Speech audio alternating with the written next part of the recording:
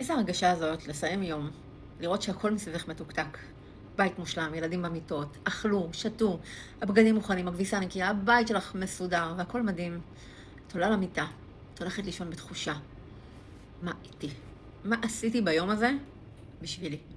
התחושה הזו של ההחמצה, שאת בסוף יום מסתכלת על הכל מתוקתק, ואת יודעת שיש איזשהו חלק שלא קיבל בו ביטוי, יושב אצלך עמוק עמוק בנשמה ומתסכל אותך. בעצם מבינה שאת עסוקה מבוקר עד ערב בלרצות את כולם. אבל את פחות מקשיבה לאישה הזו שם בפנים, שהולכת לישון עם אותן תחושות, עם אותן מחשבות, וכמה יום למחרת ללופ חדש, ליום חדש. עם אותה תחושה של החמצה, חיה על אוטומט, עושה מטלות, עושה עבודה, עושה הכל, אבל לא נותנת מקום לקול הפנימי שלה, לביטוי, למקומות שרוצים לדבר החוצה. וכשעובר עוד יום כזה, הנשמה שלך מסמנת לך דרך הגוף. על העייפות הזו שאת מדברת, שאת עולה שחוקה ועייפה, חסרת כוחות וחסרת אנרגיה, זה לא כי באמת אין לך כוחות בגוף, כי את לא מסונכרנת עם הנשמה שלך. והנשמה שלך חייבת להביא את הביטוי שלה דרך הכלי, דרך הגוף שלך. שאלת עצמך פעם, למה עייפות? כי מה את בעצם אומרת לנשמה שלך, כשאת כל יום באותו לופ? את לא מספיק חשובה, יש חשובים ממך. יש כאלה שהם לפנייך. מזיזה אותה הצידה, יושבת בפינה, ולא מקבלת ביטוי. מה יקרה לגוף הזה? ברור שהגוף הזה יישחק ויהיה עייף, ואת תהיי בתחושה של עצב פנימי, של משהו שלא ממומש בך. ואני יודעת שזה קשה, גם אני הייתי שם. אנחנו חיות בלופים.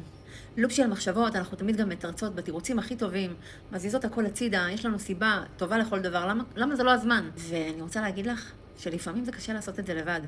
לפעמים אתה צריך את המלאך השומר הזה שישב לך על הכתף, ויעזור לך וילך איתך יד ביד בתהליך, וילווה אותך להתחיל לעשות את הצעדים הראשונים.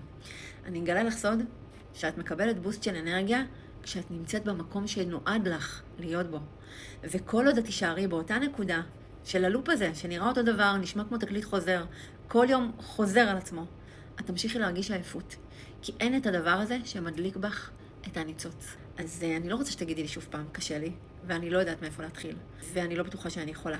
אני רוצה ללוות אותך, לעשות את התהליך הזה איתך יד ביד, להוציא אותך מאזור הנוחות ולהראות לך שיש גם נוחות אחרת, לא רק זאת שאת מכירה, להראות לך נוחות שעוד לא פגשת. נכון? נכון? זה באמת מפחיד. את תגידי לי שזה מפחיד, ואני גם אסכים איתך שזה מפחיד. הכי מפחיד לעשות שינוי, אבל יש לך את היכולת. אין דבר כזה שיש לך ייעוד ואת לא תקבלי עזרה משמיים לממש אותו. אין דבר כזה. זה לא יכול להיות. אני אגלה לך מה יותר מפחיד, לשמור חלומות במגירה.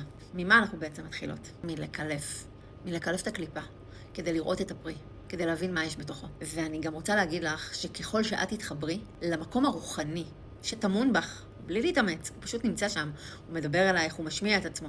ככל שאת תתחברי למקום הרוחני הזה, את גם תרגישי את ההדרכה שלך. כי כשאת לא מסונכרנת איתה, את נאחזת במשפטים חיצוניים, בהסברים, מה זה שטותיים, שכבר די, לא משרתים.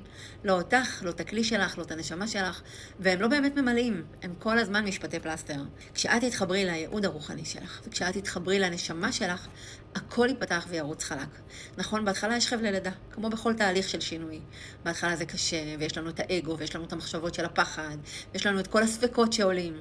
אני רוצה ללמד אותך לצעוד שם עם אמונה, שהכל אפשרי, והכל נברא למענך. אז נשאר לך ללחוץ פה, יש מספר טלפון על המסך.